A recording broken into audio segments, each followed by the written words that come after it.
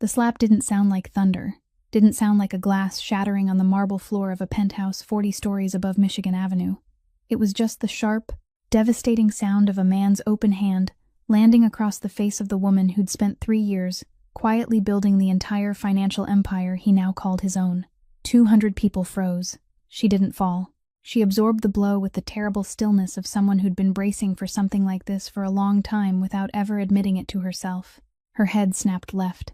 The metallic bloom of blood spread across her tongue, and the party room on the 40th floor went so silent you could hear the ice cracking in the nearest glass of whiskey on the table. Her name was Lennox Aldrich, 27 years old, chief financial architect, the only brain keeping Paxton Greer's empire from collapsing on itself, and until 3 seconds ago she'd believed, with the quiet, stubborn certainty of a Southside Chicago girl who'd fought for every single dollar she owned, that she mattered to this man. The slap wasn't the worst moment. The worst moment was when Paxton Greer, 6'3" of perfect charm and moral bankruptcy, looked her straight in the eyes and said loud enough for the entire room to hear, "Know your place." Those 3 words confirmed what 3 years of denial had kept buried, that in his eyes she'd never been a partner, just property that could talk. Lennox straightened her spine. She didn't walk toward the bedroom, didn't walk toward the elevator. She calmly went back to the table, picked up her phone, touched the encrypted USB drive hidden inside her jacket, the one she'd carried on her body for 2 years, because she was the kind of woman who always had an exit plan, even when she'd never admitted she'd need one. Then she set her wine glass down soft as nothing and walked toward the door. 200 people parted like water. Nobody breathed. That USB held every financial secret Paxton Greer had, and Lennox Aldrich had just carried it straight into the territory of his most dangerous enemy. If you want to know what happened when she walked through that door, hit that like button to show your support. Share this video with someone who needs to hear this story, and subscribe so you don't miss what comes next. The elevator closed behind her, and Lennox Aldrich began to count. 40 floors down to the basement. Each floor 1 heartbeat. Each heartbeat one reminder that she was still standing, still breathing, still moving forward, instead of collapsing onto the elevator floor the way her body was begging her to do. She didn't collapse. She hadn't collapsed up there in front of 200 people, and she wouldn't collapse here inside the small steel box, carrying her away from the 3 years of her life she had poured into a man who had never seen her as a human being. The basement opened with the smell of cold concrete and machine oil.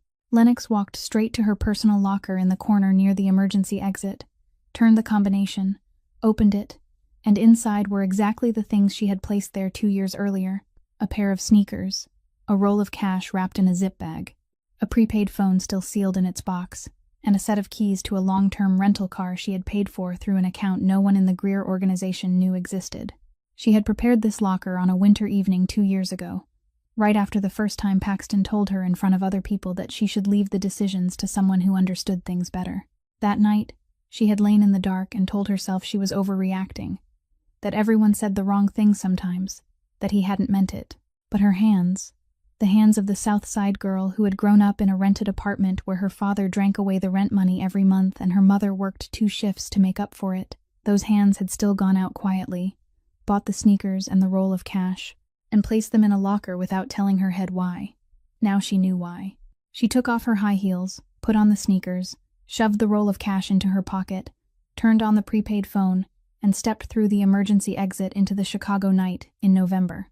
She called a cab on the corner 2 blocks from the penthouse, paid in cash, told the driver to take her to the nearest car rental station on the way out toward the suburbs, and 40 minutes later, she was behind the wheel of an old sedan heading toward Detroit on the highway through the night. 4.5 hours of driving. She had calculated that number a long time ago.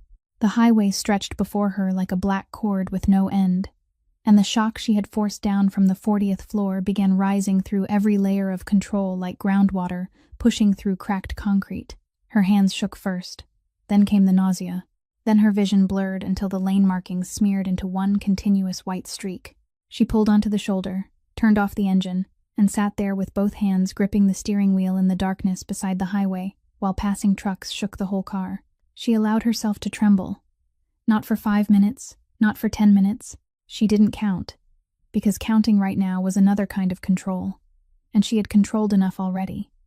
She trembled until her body finished what it needed to do, Then she wiped her face with the back of her hand, shifted into gear, and kept driving. She had had a plan for this night for 2 years, but that plan had been designed for a quiet departure.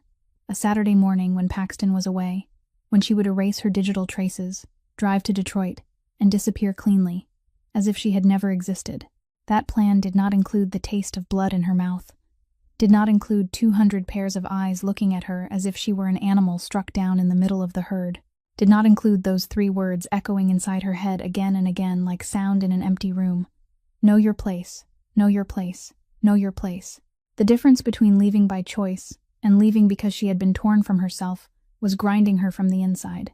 But she kept driving, because Lennox Aldrich was the kind of person who kept moving even when everything inside her had gone still. 4:47 in the morning. The outskirts of Detroit. The abandoned industrial district everyone in the world knew as a border. The west belonging to Greer, the east belonging to Yates, and the space between was where no one stopped unless they wanted to be found or wanted to send a message. Lennox stopped the car in the middle of the empty parking lot on the east side, turned off the engine, turned off the lights, stepped out into the skin, cutting November air of Detroit in her wrinkled party dress, mismatched sneakers, and the bruise blooming across the left side of her face. Every millimeter of changing skin, something she could feel. She stood beneath the only streetlight still working in the entire parking lot, both hands at her sides, palms open and facing forward, in a position any security camera could clearly see meant she was carrying no weapon, and she waited. Around her were cracked concrete, weeds growing through the seams, and the thick darkness of an industrial city that had forgotten this corner long ago. But she knew she wasn't alone. She knew there were cameras. She knew someone was watching. She knew that within 10 minutes, either she would be taken inside the territory of the most dangerous enemy Paxton Greer had ever had, or she would be dragged out of here, and everything would end in a very different way. She had calculated both possibilities. She had accepted both. Lennox Aldrich stood under the streetlight in the Detroit night and waited, because she had run out of places to run, and this wasn't running. This was arriving, deliberate, calculated, purposeful, like everything she had ever done in her life except loving Paxton Greer. 7 minutes. That was the entire time Lennox stood beneath the streetlight before the darkness around her began to move. 3 black SUVs appeared from 3 different directions at the same time. Headlights off, only low beams sweeping across the cracked concrete like eyes opening in the dark, and they stopped around her in a triangle formation with the precision of people who had practiced this movement until it had become instinct. The security cameras had detected her from the moment she drove across the borderline. She knew that. She had counted this exact possibility when she turned off the engine and stepped outside. The middle vehicle door opened, and the first person to step out was a woman. Tatum Bryce, 37 years old, silver hair cut close to her scalp, a scar running from her right temple down to her jawbone, as if someone had once tried to draw a straight line across her face with something very sharp. And she had not died, while the person who drew it had probably not been so lucky. Tatum moved with the kind of stillness only truly dangerous people had, the kind of stillness that didn't come from a lack of energy, but from all that energy being compressed into one very specific place, waiting for one very specific reason to be released. 4 armed men stepped out behind her, but Tatum was the only one who walked toward Lennox.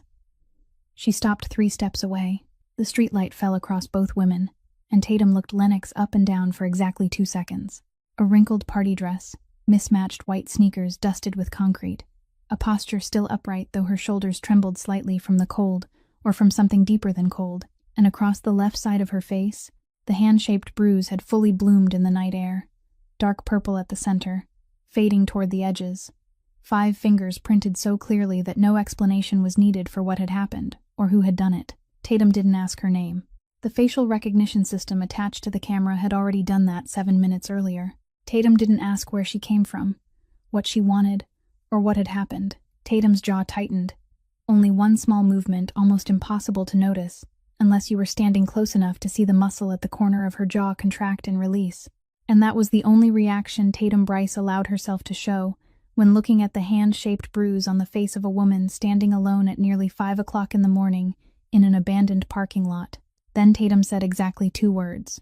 Get in. Not an invitation. Not a threat. Just an instruction. Sharp and clean as the way she cut her hair. Without one wasted syllable. Lennox got in. She sat in the back row of the middle SUV, between two large men in black whom she didn't look at, and they didn't look at her.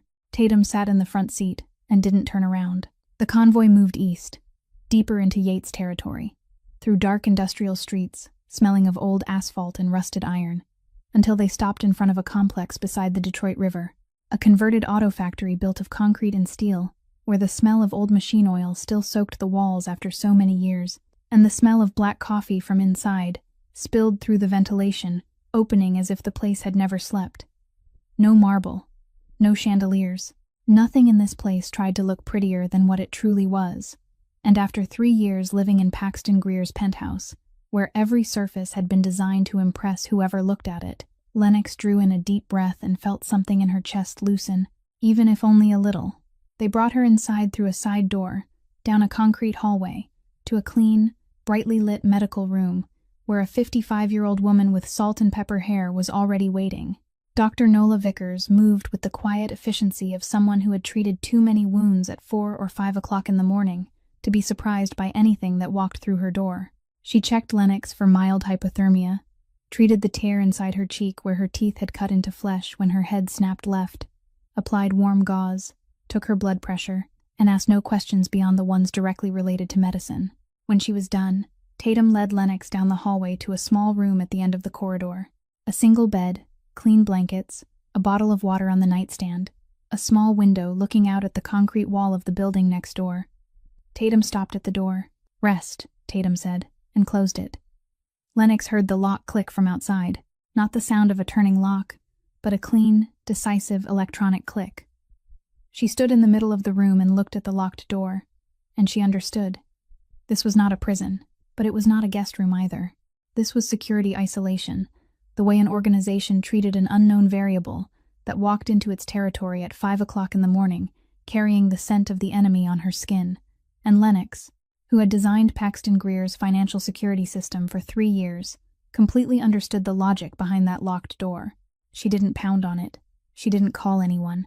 She took off her shoes, lay down on the bed, pulled the blanket up to her chest, and in the darkness, she placed one hand over her chest through the fabric of her coat, right where the USB lay inside the hidden pocket, feeling the small, hard rectangle pressing against her skin through 2 layers of cloth.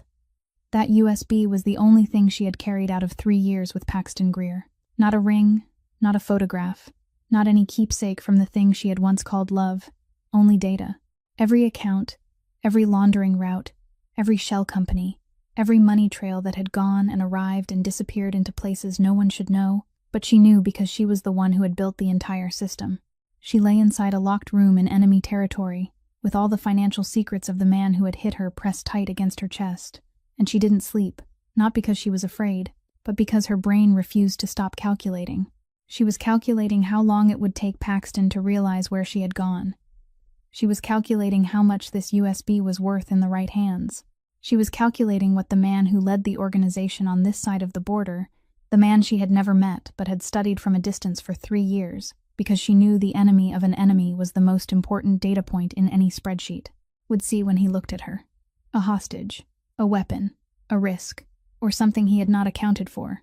Lennox Aldrich lay in the dark and waited, because waiting was what she did best after calculation. And tonight, she had done both. 18 hours. Lennox counted each hour not by a clock, but by the changing light on the concrete wall outside the window.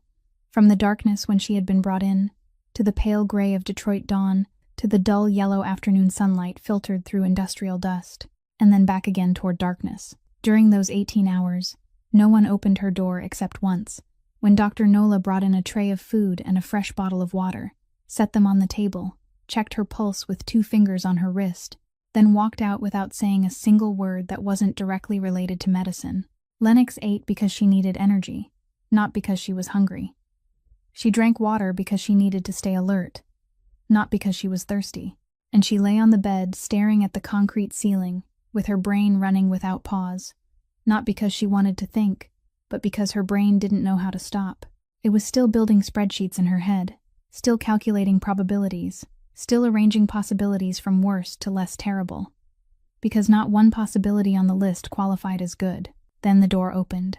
Not the way Dr. Nola opened it, quiet and professional. The door opened with the weight of a man who didn't need to knock first, because every door in this building belonged to him. Beckett Yates stepped in, and the small room suddenly felt significantly smaller. He was 1 meter 88 tall, but not tall in the way people used height to impress others. He was tall in the way of a man who had stopped caring about impressions a long time ago and simply occupied space because his body required that much space. His black hair was slightly curly and cut neat and close. His jaw square. His eyes so dark brown they were almost black. And under the fluorescent light of the isolation room, those eyes gave away nothing. Not warmth, not coldness, not curiosity, not hostility. Only 2 dark panes of glass observing her with the absolute focus of someone deciding which category the thing in front of him belonged to, inside his very short catalog. His hands were what Lennox saw last and remembered longest. Large hands, thick knuckles, and scars. Not one scar, but many, layered across the backs of his hands and over his knuckles, like the history of a man who had once used his fists as his primary tools, before gaining enough power that he no longer needed to touch anyone. He didn't bring food, didn't bring clean clothes, didn't bring concern, polite questions, sympathetic eyes, or anything from the category of care that Lennox was used to receiving from men who wanted something from her. He brought a laptop. He sat down in the only chair in the room, opened the laptop, turned the screen toward her, and on it was Paxton Greer's public financial profile, the kind of profile any rival organization could compile with enough people and enough time. Publicly registered companies, property titles, money flows that could be traced through tax records and business licenses. Beckett Yates looked at her and spoke the first sentence she had ever heard from his mouth. "Show me one thing in here that I don't know. Just one. Then we talk." His voice was neither high nor low, neither threatening nor friendly.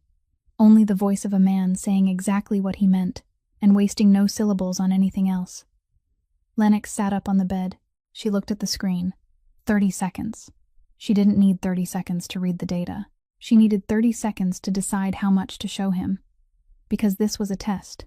And she knew it was a test. And he knew she knew it was a test. And the only interesting part was seeing how she would play this round. She pointed to a transaction line on the 3rd page. An ordinary transfer from one of Paxton's real estate companies to a property management company in Delaware, the kind of transaction that appeared hundreds of times in the records, and wouldn't look noteworthy to anyone viewing it from the outside. "This Delaware company," Lennox said, "isn't a property management company. It's the first layer in a chain of 3 shell companies I created for Paxton 3 years ago. The second layer is registered in Nevada under the name of a lawyer who died 2 years before the company was formed. The third is in Wyoming, with no employees, no office, only a mailbox and a bank account that receives money on the first Tuesday of every month, steady as a clock, the amount changing each time but always staying below the federal reporting threshold. These 3 companies handle 40% of Greer's unofficial cash flow. No one outside the system knows they exist because I designed them, so no one would know." She said all of that in less than 1 minute, her voice even, without emphasis, without drama, the same way she used to read Paxton's quarterly financial reports on the first Monday of every month, and the very normalness in her voice while speaking about something that could destroy an empire was more impressive than any dramatics could have been. Beckett Yates looked at her. Something changed in his almost black eyes. Not warming, not opening, but more like a shift in focus, as if he had been looking at her through one lens and had just silently switched to another. Before that minute, she was an unknown variable that had walked into his territory carrying the scent of the enemy.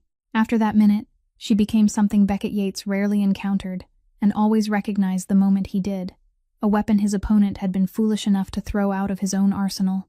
He closed the laptop, stood. "You stay. The room won't be locked anymore." He paused for 1 beat. "But someone follows." Then he walked to the door and didn't look back, because Beckett Yates was the kind of man who had never needed to look back to confirm anything. Not out of arrogance, but because he was used to everything he decided happening exactly as he decided it would. The door closed. This time, there was no lock. Lennox sat on the bed in silence, and for the first time in 18 hours, she allowed herself to breathe out slowly and deeply, the kind of breath released by someone who had placed a major bet and knew the card just turned over, had landed on the face she needed. She stood. At the foot of the bed, a clean set of clothes had been placed there, though she didn't know when. Maybe someone had brought them in while Beckett was speaking to her, or maybe they had been there before, and she hadn't noticed because she had been too busy calculating to look. Dark gray cargo pants, a long-sleeve Henley in the same tone, leather boots with worn heels but solid soles. Practical, durable. Not one detail on that outfit existed for the purpose of beauty. Lennox picked up the Henley and suddenly thought of the closet in the penthouse, rows of silk and cashmere, and high heels Paxton had chosen for her because he liked seeing her in them, because he liked the version of Lennox those things created.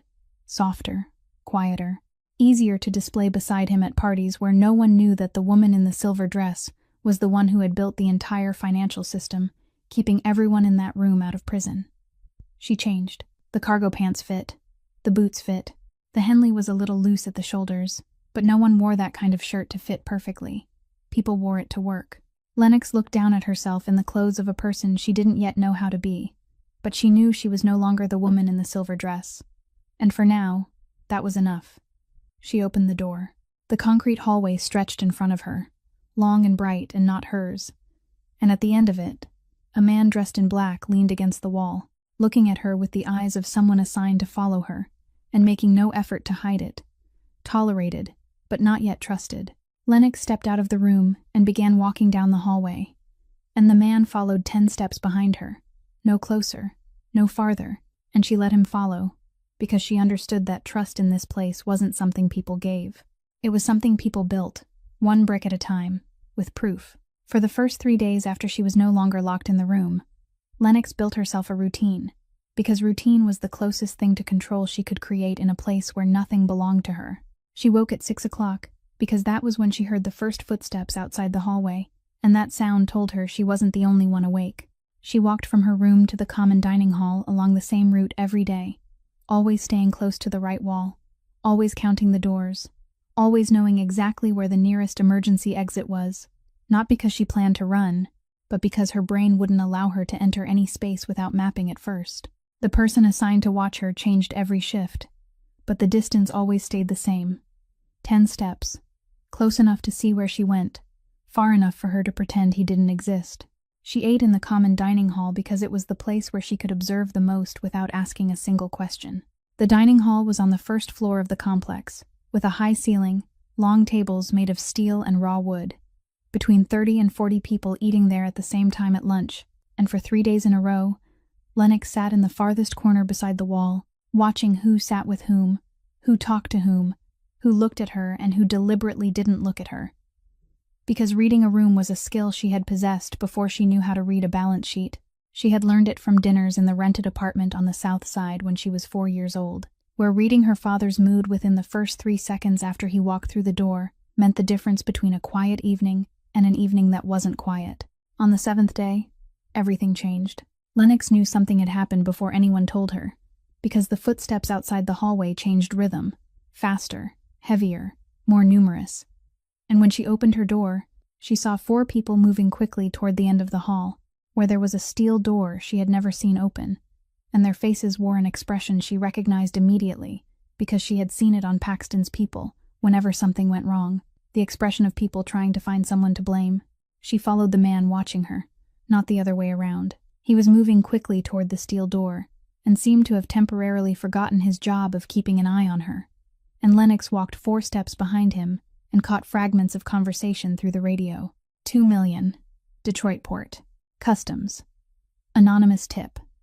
$2 million in cargo had been stopped by customs at the Detroit port, based on confidential information. She stopped outside the open steel door and looked inside for the first time. The strategy room of the Yates Syndicate wasn't a corporate meeting room. It was a war room, with a large table in the middle covered in maps and screens, 6 people standing around it, and at the head of the table, Beckett Yates stood with both hands braced on the surface, and his shoulders bent slightly forward, the posture of a man holding something inside himself that, if released, wouldn't benefit anyone. Tatum stood to his left, arms crossed over her chest. 4 lieutenants stood on both sides of the table, and everyone was talking at once. Insider. It has to be an insider. No one outside knew that shipment schedule. Someone inside must have sold the information. Lennox stood outside the door and listened, and while the 6 people inside were looking for a traitor within their own ranks, her brain had already run through every possibility and eliminated them one by one until only one answer remained, and that answer wasn't an insider. She stepped into the room. 6 pairs of eyes turned toward her, and the space went silent for about 2 seconds. The kind of silence that happens when someone who doesn't belong in a room appears there uninvited. The man watching her stepped in behind her, his face going pale as he realized he had lost track of her. But before he could say anything, Lennox looked straight at Beckett and said, "I need to talk to you. About the shipment." Beckett looked at her. 2 seconds. Then he nodded once, cleanly, without looking at anyone else. Tatum looked at her and said what the whole room was thinking, but no one had said yet. "She's Greer's." 4 words. Not an accusation, only a fact placed on the table with the precision of a scalpel. And those 4 words carried the weight of every reason Lennox shouldn't be standing in this room, shouldn't be seeing what was on that table, shouldn't be opening her mouth about anything connected to the operations of the Yates Syndicate. Lennox didn't look at Tatum. She didn't react to those 4 words in any way, didn't deny them, didn't explain, didn't defend herself, because she knew that reacting to an accusation meant playing by the accuser's rules, and Lennox didn't play by anyone's rules. She looked at the screen on the table where the stopped shipment file was displayed, looked in silence while the entire room watched her, and saw exactly what she thought she would see. "It's not an insider," she said, her voice even, her eyes still on the screen. "This is Paxton." The silence in the room changed in quality, from the silence of suspicion to the silence of attention. "Greer doesn't tip customs directly," Lennox said. "He isn't that stupid. He uses a customs broker." She looked up for the first time, her gaze sweeping over every person in the room. "You have a customs broker named Wallace handling clearance for shipments through the Detroit port, don't you?" No one answered, but their silence was clear enough. "Paxton Greer uses Wallace too. I'm the one who signed the contract with Wallace for Greer 3 years ago." She looked back at the screen. "Wallace isn't a neutral broker. Wallace is Paxton's piece. He put Wallace in position to serve both sides, so Wallace would become a window straight into the shipment schedules of anyone who used his service. Every time you send Wallace a schedule so he can arrange customs clearance, Wallace sends a copy to Greer. Greer knows what the cargo is, how much there is, when it moves, and which port it moves through. He doesn't need an insider inside Yates. He only needs a broker you trust and shouldn't." The 4 lieutenants looked at one another. One of them opened his mouth to speak, but Tatum spoke first. "If you knew this," Tatum said, her voice no louder but sharper, "why didn't you use it when you were still on the other side?" That was the real question, not a provocation. Tatum was asking because Tatum needed to know the answer before deciding what to do with this information, and Lennox respected the question by looking directly into Tatum's eyes for the first time since she had stepped into the room. "Because when I was on the other side," Lennox said, "I had no reason to destroy the system I built. Now I do." The room went silent, a third kind of silence, different from suspicion, different from attention. This was the silence of people rearranging the chessboard in their heads because a new piece had just been placed on the table, one they hadn't known existed 30 seconds earlier. Beckett looked at her across the table. He had stood still the entire time since she walked in, both hands still braced on the table, and the expression on his face was the one Lennox had seen once before, in the isolation room when she pointed out the 3 shell companies, the expression of a lens shifting focus. But this time it went deeper, because last time she had only shown him what she knew. This time she had shown him what she was willing to do with what she knew. He straightened, looked around the room. "Get a chair," he said. "She stays for the full meeting." One of the 4 lieutenants, the youngest one, stood and brought over a folding steel chair, the practical kind with no cushion, and placed it beside the table between 2 other lieutenants. Lennox sat down, and for the next 2 hours, she sat in the strategy room of the Yates Syndicate and listened and remembered everything, not because anyone asked her to remember, but because that was how she worked. She absorbed information the way a sponge absorbed water, automatically, completely, without selection. And afterward her brain would rearrange all of it into a structure she could use. When the briefing ended and the 4 lieutenants left the room one by one, Beckett told Lennox to stay. Tatum still stood to his left, arms crossed, face unreadable. "Yates has never had a true financial system," Beckett said. "We have people who keep books, not a financial architect." He looked at her. "I want you to build one. From the beginning, the whole system, from how money comes in, to how money goes out, to how it disappears when it needs to disappear. You'll have access to the server and the current financial data." He paused. Tatum will supervise access in the beginning. Lennox looked at Tatum. Tatum looked back with eyes that gave nothing away but took nothing either. The eyes of someone who would judge her by results, not words. "All right," Lennox said, and that was the entire negotiation. No contract, no terms, no promises. Only one word, in a concrete room between three people who, 6 days earlier, had no reason to be in the same room together. Lennox walked out of the strategy room with server access to the organization of the greatest rival of the man who had hit her, and the man watching her still kept 10 steps behind. But now that distance felt different, no longer like a chain, more like a habit both sides knew would soon become unnecessary. On the 10th day, Paxton Greer sent to the gate of the Yates complex the thing Lennox had calculated would come, though she hadn't thought it would come this quickly. Not men with guns, not a threat. Paxton sent lawyers, because Paxton Greer was the kind of man who understood that in their world, bullets caused wars, but paperwork caused collapse, and he wanted Lennox to collapse. 3 lawyers in gray suits came with 2 men whose files called them security specialists, though the way they stood and the way their eyes swept the room showed that their real expertise belonged to fields that didn't appear on any business card. And all 5 of them sat down on the other side of the Yates Syndicate conference room table at 10 o'clock in the morning with a stack of papers 3 centimeters thick and the expressions of people who believed they had come to end a war, not start one. Lennox had known they were coming 2 hours before they sat down. The camera system at the border had identified their car while it was still 3 miles from the line, Tatum had told Beckett. Beckett had asked Lennox how she wanted to handle it, and Lennox had said, "Give me the conference room, the laptop I'm using, and 1 hour to prepare." Then she spent that hour sitting alone in the strategy room, opening every file she needed from the encrypted USB drive she had kept on her since the first night, and when she walked into the conference room, she was ready in the way only someone who had built the entire system the other side was trying to use against her could be ready. She sat on one side of the table.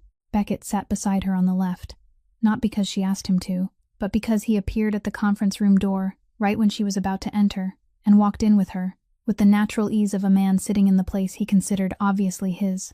He said nothing. He didn't need to say anything. The presence of the boss of the Yates Syndicate sitting to the left of the woman the lawyers had come to reclaim had already said enough.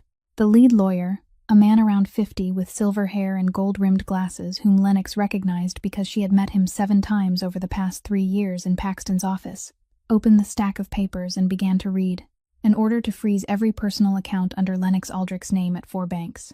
Repossession of the Mercedes registered under Greer's holding company. Repossession of the auxiliary penthouse on Oak Street that Paxton had bought for her during the 2nd year, titled under the company's name. Reclamation of 3 investments Lennox had made through the organization's financial fund. Revocation of access to every digital system connected to the Greer organization. The total value of the assets they demanded to reclaim exceeded $1 million.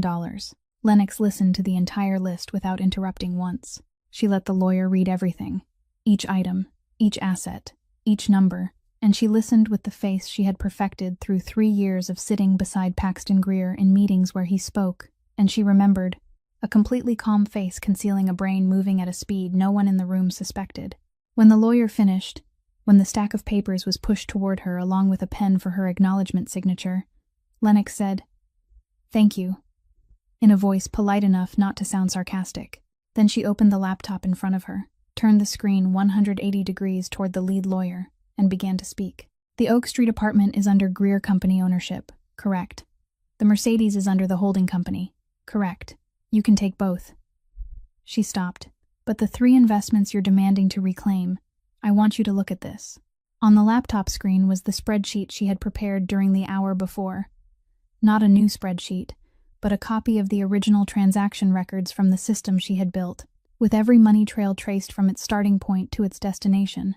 These 3 investments were made using profits from 3 financial routes I personally designed and operated for the Greer organization: the Delaware route, the Nevada route, the Wyoming route. I have the original transaction evidence for every account: date, time, amount, outgoing account, receiving account. 60% of the total assets you're demanding to reclaim today came from profits generated by systems I created, not managed. Created. Without me, those routes don't exist, and those profits don't exist. The lead lawyer looked at the screen. The two security specialists looked at the lead lawyer. No one said anything for 5 seconds, and 5 seconds of silence in a conference room while lawyers read data they hadn't expected was longer than any 5 seconds Lennox had ever counted. "Take the apartment," Lennox said, her voice no higher, no lower, smooth as still water. "I don't need a place I was never allowed to call home." She closed the laptop slowly, deliberately. "But if Paxton wants to dispute the rest, I'll bring the full financial records of the Greer organization before the commission. And Mr. Hartley," she looked straight into the lead lawyer's eyes with gray-blue eyes that did not blink, "you know better than anyone in this room what those records contain." Mr. Hartley knew. Lennox knew he knew because she was the one who had sent him copies of quarterly tax files for 3 years, and she knew exactly which numbers in them wouldn't survive if placed under the light of a commission hearing. He folded the stack of papers closed.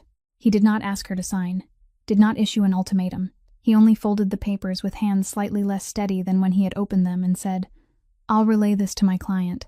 And Lennox knew that when he said relay, what he meant was, "I'll tell Paxton that the girl he slapped is holding the bomb and is willing to detonate it." The retrieval team stood. The 5 of them walked out of the conference room in the same order they had entered. Lawyers first, security after, and Beckett sat silently beside Lennox, from beginning to end, without saying a single word throughout the entire meeting, because he was the kind of man who understood that sometimes the strongest thing a man could do in a room was sit still and let the woman beside him fight with her own weapon. But one person did not leave with the team. Merritt Cade, 35 years old, Paxton Greer's senior advisor for 8 years, had come with the retrieval team, but had sat silently through the meeting at the corner of the table, with the expression of someone watching a play whose ending he had known for a long time, but still had to sit through to the end. When the other 4 had gone into the hallway, Merritt stood at the conference room door and stopped. He looked at Lennox. "They're breaking from the inside," Merritt said, his voice low enough that only she would have heard it if Beckett hadn't been sitting beside her. But Beckett was sitting beside her, and Merritt knew Beckett was sitting beside her, and he said it anyway, because maybe he had decided he no longer cared who heard. "Without you, the system keeps running wrong. The Delaware route was handled incorrectly twice last week. 2 people have already quit." Lennox looked at Merritt and saw on his face the same thing she had seen on her own face in the mirror 2 years earlier, when she had quietly placed the sneakers inside the basement locker, the expression of someone inside a system who knew that system was wrong and didn't yet know how to walk out, but had already started looking for the door. She reached into the pocket of her cargo pants and took out a small piece of paper, already folded, a phone number, a prepaid number, unregistered, bought with cash at a convenience store outside Detroit 3 days earlier, when she had gone with her watcher to the pharmacy Dr. Nola requested, and had turned into the store next door for 90 seconds. She hadn't known when she would need that number. She only knew that she would. She placed the paper on the table and pushed it lightly toward Merritt. She said nothing. Merritt looked at the paper, looked at her, picked it up and slipped it into the inside pocket of his jacket with the fast, clean movement of someone used to hiding small things where no one could see them. Then he turned and walked out the door, following the retrieval team down the hallway, and the conference room door closed. Lennox sat in silence beside Beckett Yates, with the laptop containing enough data to destroy Paxton Greer's empire if she wanted, and a secret communication channel now established with someone inside that empire, someone already counting down. She didn't know exactly what he was counting down to, but she knew that when Merritt Cade was ready, she would be ready, because Lennox Aldrich never played only the game in front of her. She always played the next game too. The one no one else knew had already begun. 2 days after the lawyers left the conference room with their stack of papers folded shut, and not a single Lennox signature on them, she spent 14 straight hours in the server room, building a new financial system for the Yates Syndicate from zero. 14 hours in front of 3 screens and 1 keyboard. With a cup of black coffee someone replaced 4 times without her noticing who set it down, because when Lennox entered building mode, the world outside her spreadsheets almost stopped existing. She built financial systems the way other people built houses, from the foundation up. Every layer had to bear the weight of the layer above it. Every money route had to have at least 2 exits. Every intermediary account had to erase its own trail automatically, after 48 hours. And she did all of it with a brain running at a speed she knew wasn't sustainable. But she couldn't stop because stopping meant sitting still, and sitting still meant thinking, and there were things she wasn't ready to think about yet. At 9 o'clock at night, she turned off the screens. Her back hurt from the base of her spine, all the way up to the nape of her neck. Her eyes were dry and hot. She walked out into the hallway, not because she wanted a walk, but because the server room had no windows, and she needed to see something that wasn't a screen. Anything. A wall, a light, the sky if she could find it.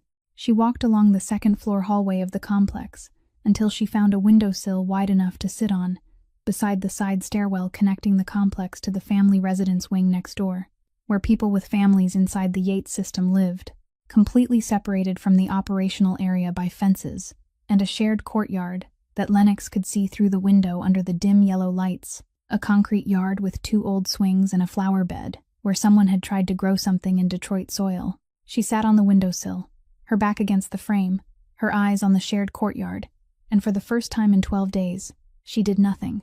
No calculating, no reading data, no planning the next move. Just sitting, and that emptiness should have been pleasant, but it wasn't. It felt like putting down a heavy object she had carried for too long, only to discover that her arm didn't know how to let go because her fingers had stiffened into the shape of the thing. She was sitting like that when she heard small footsteps on the stairs. Not adult footsteps. Too light, too quick, too uneven. And before Lennox could turn her head, a little girl appeared at the top of the stairs with the speed and lack of hesitation of a child who moved everywhere, as if she were moving through her own house. 10 years old. Black curls bursting in every direction as if they had never accepted any attempt at brushing. Mud-stained sneakers, which Lennox noticed first because they left marks on the clean stair steps, and large dark brown eyes looking straight at Lennox with the undisguised curiosity of a child who had not yet learned to pretend she wasn't curious. The girl stopped at the top of the stairs, looked at Lennox sitting on the windowsill, and instead of turning away or getting frightened or running off the way a normal child might when finding a stranger sitting alone in a dark hallway at 9 o'clock at night, she tilted her head to one side and said, "You're Lennox, right? Grandma talked about you." Lennox looked at the girl and needed 1 second to process it, because this was the first conversation she had had in 12 days that didn't involve money, strategy, or who was trying to kill whom. "Who's your grandma?" she asked. "Grandma Nola," the girl said, as if that were the most obvious information in the world. "Grandma said you just moved in. I'm Sable." Sable, Dr. Nola Vickers's granddaughter. Lennox remembered the organizational chart she had read, remembered that Dr. Nola lived in the family residence wing right beside the complex, remembered that it was a completely separate area for families, and the child standing in front of her lived there, went to school like any normal child, came home to her grandmother because her mother worked night shifts at the hospital, and was now standing at the stairwell connecting the 2 areas with an old envelope in her hand that Lennox had only just noticed. "Can you read handwriting?" Sable asked. The little girl held up the envelope. "I need to read this letter for my family project at school, but Grandpa's handwriting is really bad, and Grandma said she couldn't find her glasses. And I asked Uncle Tatum, but Uncle Tatum said he was busy. And I asked the guard at the gate, but he told me to go home." She said all of that in one breath without pausing, with the communication efficiency of a child who had learned to present a problem quickly because the adults around her were always busy. Lennox looked at the old envelope, looked at the girl, and some part of her, the part that had spent 12 days living in the world of spreadsheets and strategy and financial chessboards, shifted aside and made room for another part, a part she had almost forgotten existed, the part that knew how to sit down beside a child for no reason except that the child needed help. "Let me see," Lennox said. Sable immediately sat down on the stair-step beside Lennox without 1 second of hesitation, with the natural and completely unguarded trust that only a child living in a safe environment could have, and she pulled the letter from the old envelope, its edges yellowed with age, and placed it on Lennox's lap. The letter was handwritten on lined paper, in blue ink, the script small and slanted and even, but difficult to read in the way only people from a generation that wrote letters every day wrote, so quickly that the strokes connected into one continuous stream. Sable's grandfather, Dr. Nola's husband, had died of illness a few years earlier, and he had written this letter to her a long time ago, about something very ordinary. He was telling her about the first old car he had bought, so he could drive her to work every morning because he didn't want her waiting for the bus in the cold. That was all. No secret. No tragedy. Just a man writing to his wife that he had bought the car he knew she needed, and describing it with the quiet pride of someone who knew this wasn't the prettiest car, but it was the best car he could afford, and it would run, and it would keep her warm, and that was enough. Lennox read the letter to Sable word by word. 45 minutes on the stairwell, because Sable's grandfather's handwriting truly was difficult to read, and Sable asked the meaning of every word she didn't understand, and Lennox explained, and sometimes Sable asked questions that had nothing to do with the letter, like what's your favorite color, and Grandma says you're good at math. Are you better than her? And Lennox answered all of them because she had no reason not to, and because every ridiculous question from the little girl carried a strange relief. Relief, because this was the kind of question that existed in a world where no one was trying to steal anything from anyone. When the letter was finished, Sable folded it carefully along the old creases and slipped it back into the envelope.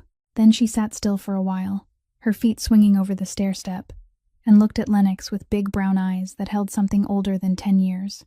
But not old in a sad way, old in the way children who grow up around busy adults often become old, because they learn to observe sooner than they should have to. You don't have family here, do you? Sable asked. Not curious, not pitying, just observing, simple and precise in the way children speak the truth, because they haven't yet learned reasons not to. Lennox looked at the girl. Not yet, she said. Not yet, not no, and she didn't know why she chose one phrase instead of the other. But when it left her mouth, it felt right. Sable nodded, as if that answer made perfect sense. You can borrow my grandma, the little girl said. She always cooks too much for 2 people. And Lennox, who had sat in a conference room that morning and broken a team of lawyers with data without blinking, who had built 3 shell companies before she was 25, who had driven through the night from Chicago to Detroit with blood in her mouth and a USB in her coat pocket, that Lennox did not know what to say to an 8-word sentence from a 10-year-old girl with muddy shoes who was offering to lend her grandmother. Thank you, Lennox said, and her voice came out different from what she expected. Softer, and she let it be soft because no one here needed her to be hard. She walked Sable down the stairs, across the shared courtyard with the 2 old swings and the flower bed, to the door of the family residence wing, where warm light spilled from the windows and the smell of home-cooked food mingled with the cold air. And Sable ran inside with her grandfather's letter pressed to her chest, turning back to wave once before the door closed. Lennox stood on the stairs, looking at the closed door of the family residence wing. She stood there in silence, and felt something move through her that she could not immediately name. Not sadness, not happiness, not longing, but more like a late recognition of something she had lacked for so long that she had forgotten it existed. 3 years with Paxton. 3 years managing, building, designing financial systems from the gold-plated desk in the penthouse. She was good at all of it. So good no one doubted her, and also so good that no one sat beside her without needing something. No meeting. No problem to solve, no spreadsheet to check, just sitting, 45 minutes on a stair-step, reading a letter from a dead man about the old car he had bought for his wife, and feeling light. She was still standing on the stairs, looking at the closed door of the family residence wing, when she heard Beckett's footsteps in the hallway behind her. She recognized his steps, not because she was used to them, but because his footsteps were different from everyone else's in the complex. Heavier, but slower. The footsteps of a man who was never in a hurry, because no one in this building dared begin anything without him. He stopped beside her at the windowsill. He didn't ask what she was doing here, didn't ask whether she was all right. He only stood beside her and looked out at the same shared courtyard with the 2 old swings and the flower bed that she was looking at, and they both stood in silence until Lennox was the one who broke it, not because the silence was uncomfortable, but because she had been thinking about one question for 12 days. And she decided that tonight, after Sable's grandfather's letter and the muddy shoes and the offer to lend her a grandmother, tonight was the time to ask. They say you killed your predecessor, Lennox said. She didn't say it like an accusation or a question, but like a truth lying between them that both of them knew and no one had picked up yet, and she picked it up because she needed to know who she was standing beside before she decided to give that person what she was about to give. Yes, Beckett said. One word, no hesitation. No explanation attached. Lennox waited, not because she needed him to explain, but because she wanted to see whether he would explain on his own. Because the way a man handled the empty space after the word yes said more about him than any long story could. Beckett looked out at the shared courtyard. He sold information, he said. Not to one side, to 2 sides. The FBI got shipment schedules from him. The Southern rivals got personnel lists from him. He sold both sides at the same time because he thought no one was close enough to compare notes. He stopped. 3 of my people were arrested. One of them had a newborn child. The FBI knew exactly where he would be every Wednesday because that man sold the schedule for $20,000. Beckett told all of it in an even voice, not rising, not dropping, not dramatizing, not justifying, the way a person reads a report about something that already happened and can't be changed. I gave him a chance to stop, he said. I sat in front of him and told him I knew, and I told him he had 24 hours to leave Detroit and never come back. He looked at Lennox. He didn't stop. He called the FBI within the next 12 hours to sell one more list. That list had my name on it, and that was all. Beckett said nothing more about what had happened after those 12 hours. He didn't need to say it, and Lennox didn't need to hear it, because she had lived in this world long enough to know that when a Mafia boss said, "I gave him a chance," and he didn't stop, the rest of the story wrote itself. Lennox turned back toward the shared courtyard. She thought, not about what Beckett had done, because she was in no position to judge the actions of a man inside a world they had both chosen to live in, but about what those actions had led to. She thought about how the Yates syndicate operated, about what she had observed over 12 days. No one in this complex moved with the fear she had seen in Paxton's people, the way people lowered their heads a little more when Paxton passed, the way a room grew 1 degree quieter when he walked in, that thin silence of people measuring their boss's mood before daring to breathe. Here was different. Here, people looked at Beckett with something Lennox had needed several days to recognize. Not fear, but trust.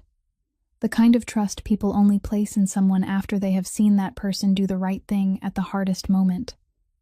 And that kind of trust can't be bought with money or threats.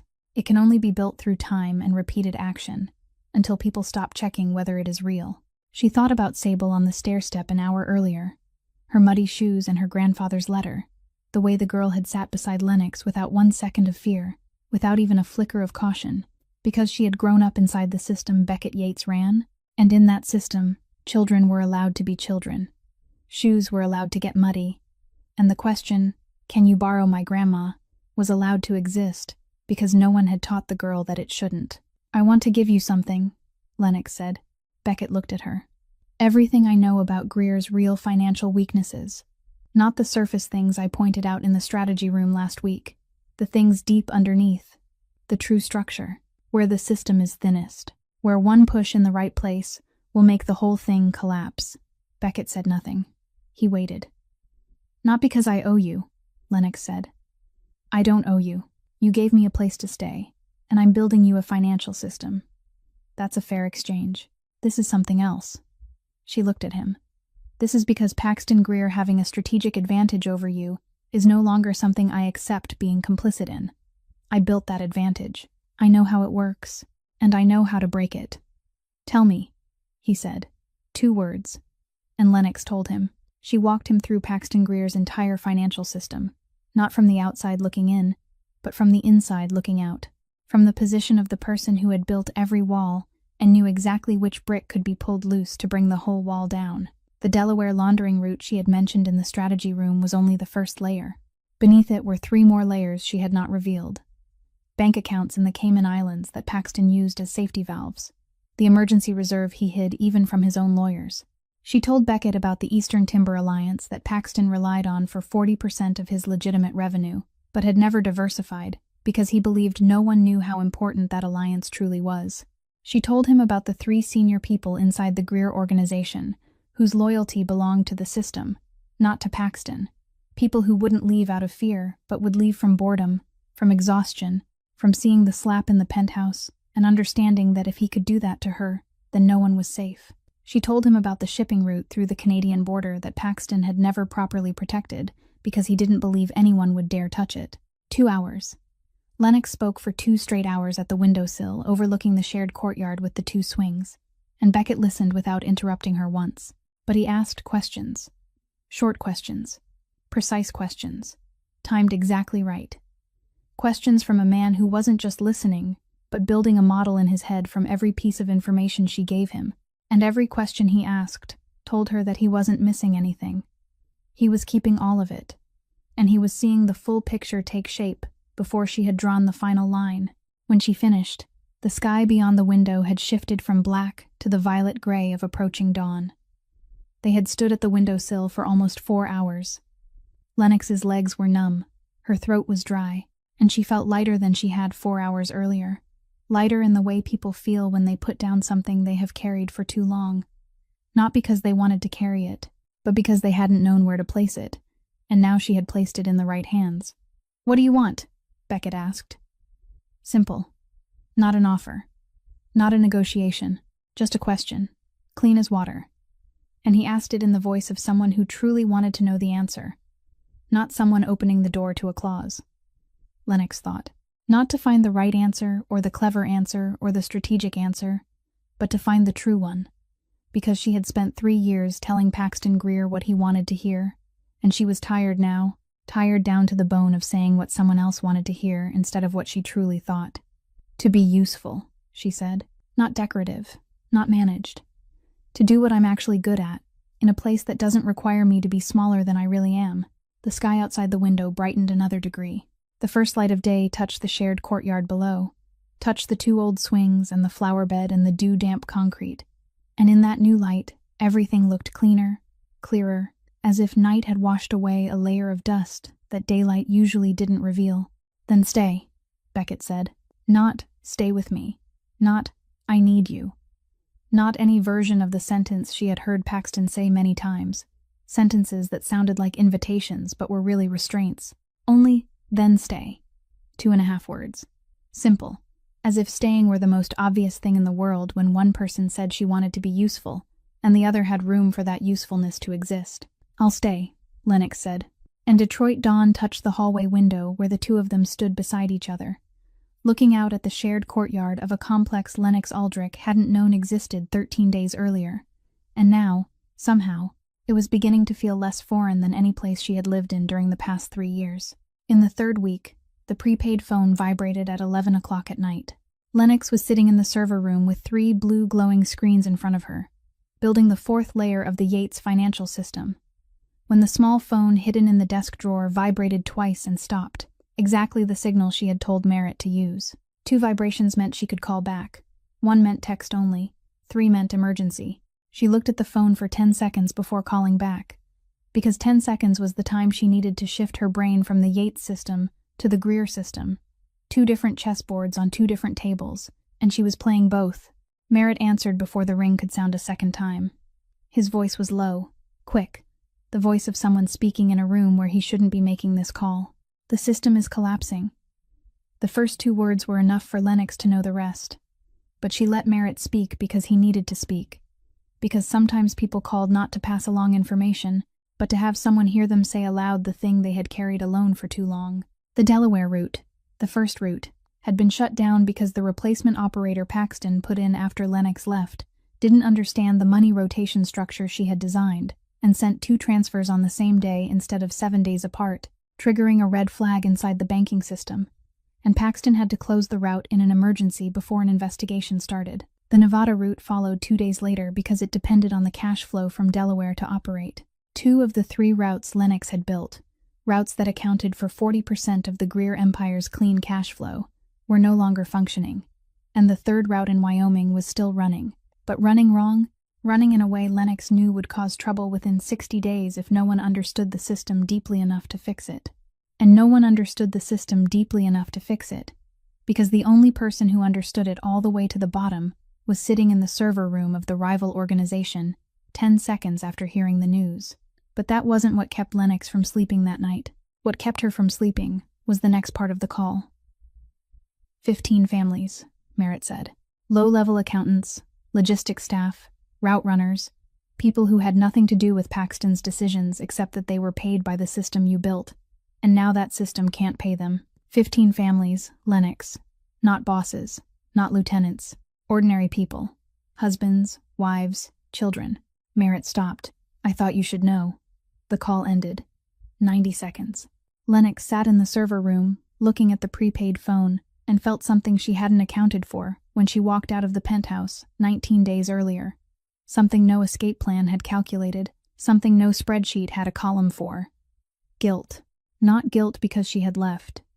Guilt because she had built a system 15 families depended on, and now that system was collapsing and they were collapsing with it, and she was the one who built it, and she was the one who made it collapse by walking out the door, and her reason knew she had no other choice. But 15 families didn't care about her choices. They cared about this month's rent and this week's food money, and the answer to the question, "Mom, why aren't we going shopping this month?" that the children in those 15 families would ask. She turned off the 3 screens, left the server room, went up to the rooftop, because the rooftop was the only place in the complex where she could see enough sky to think without feeling the walls pressing in on her, and she pushed open the emergency exit and stepped onto the flat concrete roof. With the November Detroit night wind cutting through the Henley, she hadn't bothered to cover with a jacket, and she sat down at the edge of the roof, looking toward the distant city skyline, pale orange light reflecting against the low clouds, and she thought she could save those 15 families tonight, right now. All she had to do was sit down, write the operating guide for the Delaware and Nevada routes, send it to Merritt through the encrypted channel, and within 72 hours, someone on the other side, smart enough to read her instructions, would restart the system. She didn't have to go back, didn't have to see Paxton, didn't have to set 1 foot west of the borderline. Just send 1 file. 15 families would have salaries. 15 families would be all right. And Paxton Greer would get back 40% of his clean cash flow. That was the part Lennox couldn't swallow. Saving 15 families meant saving Paxton's empire. It meant giving him oxygen to keep breathing. It meant everything she had done in the past 19 days. Walking out the door, driving through the night, sitting shaking on the highway shoulder, standing under the streetlight and waiting, enduring 18 hours in a locked room. All of it would become the fee paid if his system came back to life, because she couldn't bear to let it die. She sat on the roof at 2 o'clock in the morning and tore herself between 2 things. And both were right, and both were wrong, and she didn't know which to choose because this wasn't a spreadsheet. There was no formula for this decision. No cell in Excel existed for 15 families divided by my self-respect equals how much. She didn't hear the rooftop door open. She only realized Beckett was there when he sat down beside her at the roof's edge, and his presence at 2 o'clock in the morning on the rooftop didn't surprise her, because she had learned over the past 2 weeks that Beckett Yates knew everything that happened inside his complex, including who went up to the roof and when, not because he was spying, but because this was his territory, and he knew it the way people knew the rhythm of their own breathing. He sat. He waited. He didn't ask what had happened, and Lennox told him, because she had grown used enough to the silence beside him to know that when she was ready to speak, he was ready to listen, and that readiness had no time limit. She told him about Merritt's call, about the 2 collapsed routes, about the 15 families, about the operating guide she could write in 2 hours and send in 2 minutes and save 15 families within 72 hours, about how doing that would also save Paxton. She said all of it in an even, clear, analytical voice, because she didn't want pity from him, and she knew he wasn't the kind of man who gave pity, but she needed to say it aloud, because this decision was too heavy for one person to carry alone inside her head at 2 o'clock in the morning on a rooftop. Beckett listened until she finished. He looked out at the Detroit skyline. Then he said the thing Lennox hadn't expected.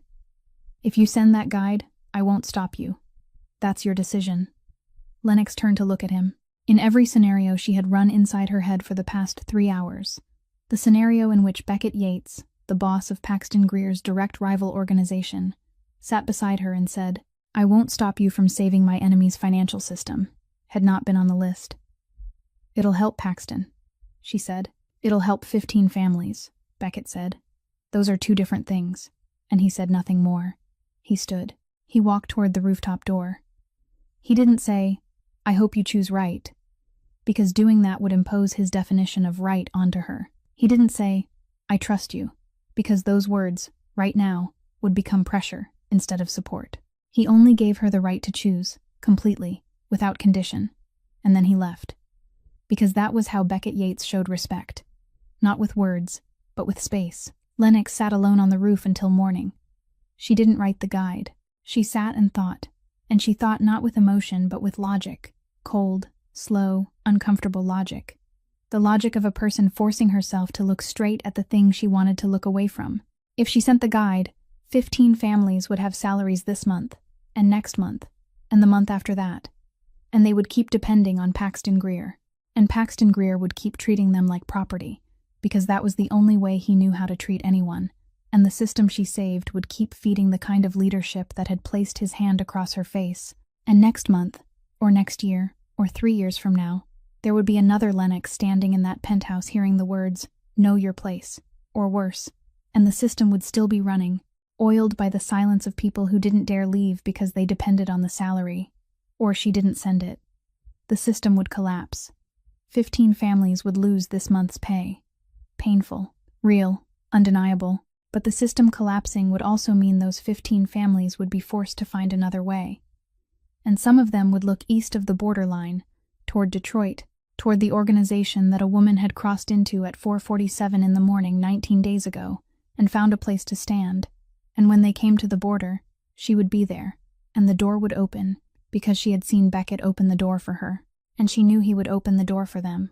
She didn't send the guide. She sat on the roof until the Detroit sky shifted from black to gray to pale orange along the horizon, and she watched the sun rise over the city, and she knew that the decision she had just made would hurt 15 families in the short term, and she would carry that knowledge with her, no longer as guilt, but as weight.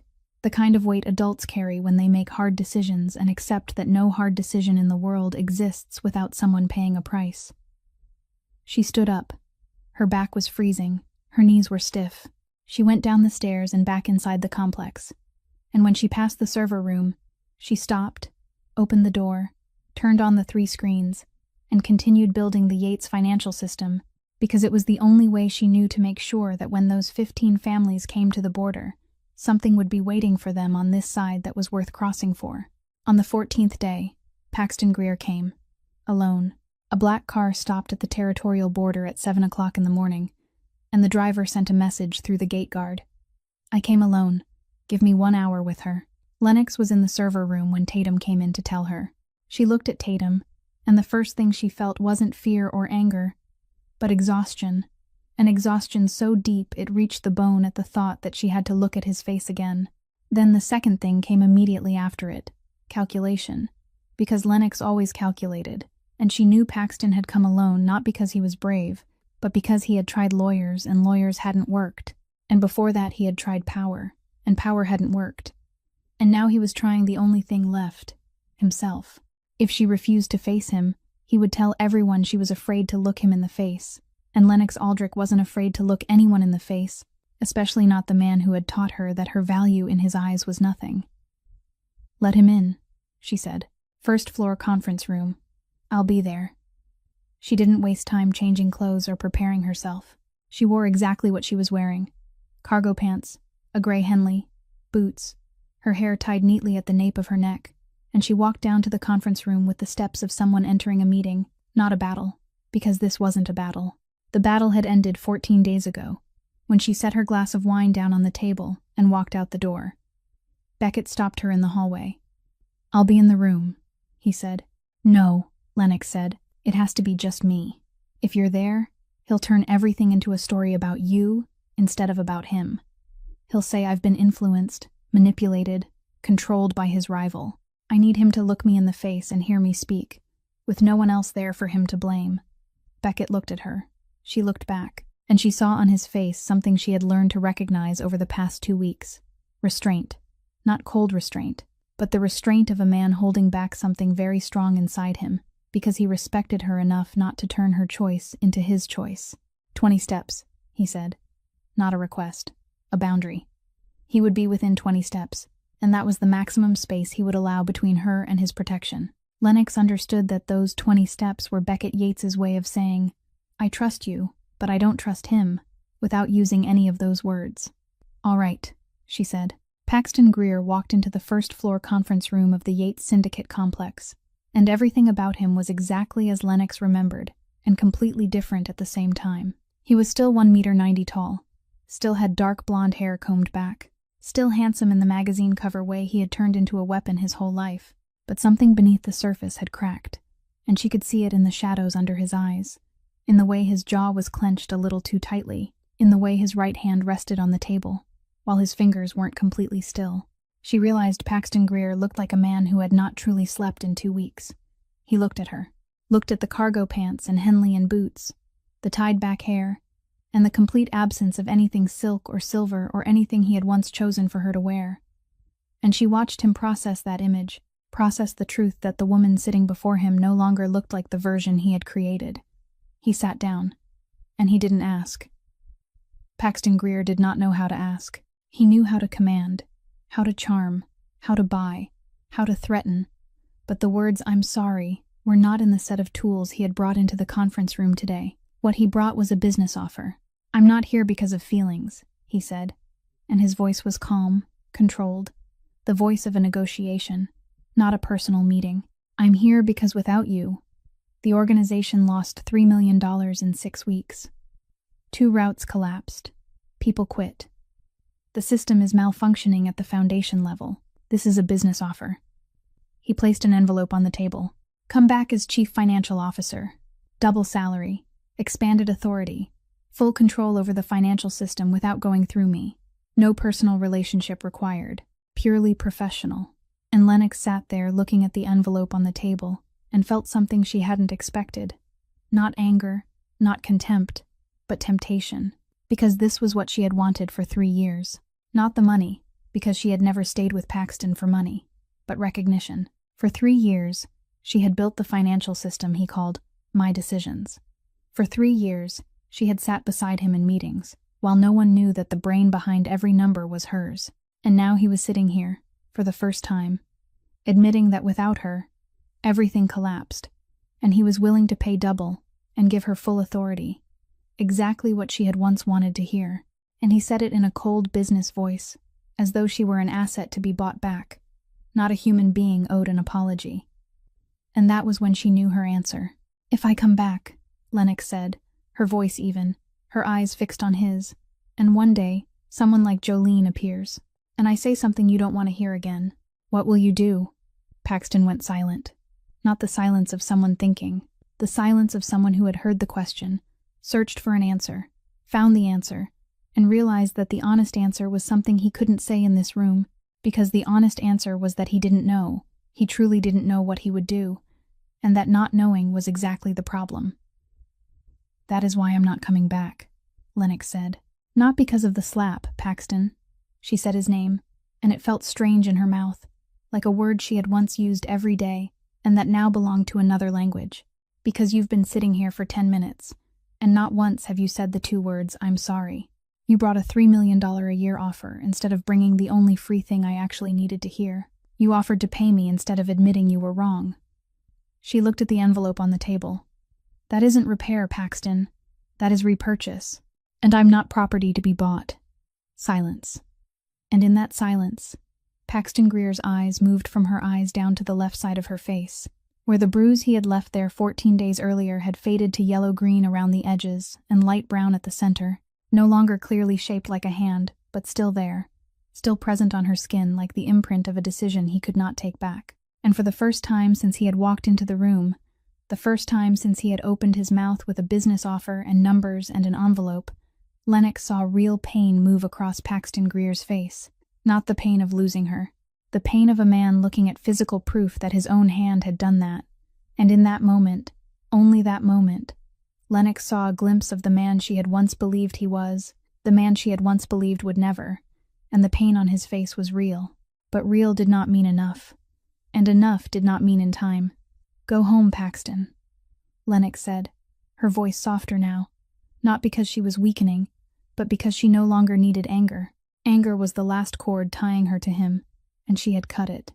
"Manage your empire, and the next time a woman in your organization tells you something you don't want to hear, listen. Don't wait until she leaves to believe her." She stood. She left the conference room and closed the door behind her, then walked down the concrete hallway with even steps, and did not look back. Not because she was strong, but because there was nothing behind that door she needed anymore. She walked 20 steps, exactly 20 steps, and the security room on the right side of the hallway had its door open. Inside, Beckett Yates was rising from a chair in front of the camera monitor he had just turned off, and Tatum stood beside him with her arms crossed over her chest and the expression of someone who had just watched a fight and bet on the winner. "You watched through the camera," Lennox said. "Not a question." "Yeah," Beckett said. "You heard everything." "Yeah. I turned down $3 million a year in 10 minutes, Lennox said, and she didn't know why she said it. Maybe because she needed to hear it aloud to believe she had actually done it.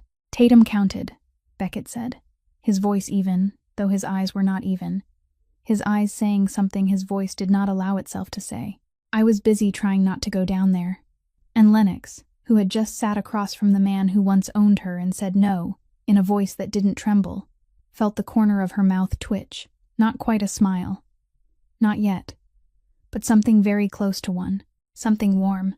She let it stay there because in this concrete hallway outside a security room with cameras, with the man assigned to follow her standing at the end of the hall pretending not to listen, amid all of that, Lennox Aldrich felt lighter than she had 14 days ago. Lighter than she had 3 years ago. Light in the way a person feels when she is no longer carrying anything that doesn't belong to her. 3 weeks after Paxton Greer sat in the conference room with a $3 million envelope and left empty-handed. 3 weeks Lennox spent building the Yates financial system, from the 4th layer to the 7th, while also training 2 of Beckett's accountants on how to operate the first 3 layers. 3 weeks in which she slept an average of 4 hours a night. Not because of nightmares anymore, but because her brain was running faster than her body could keep up.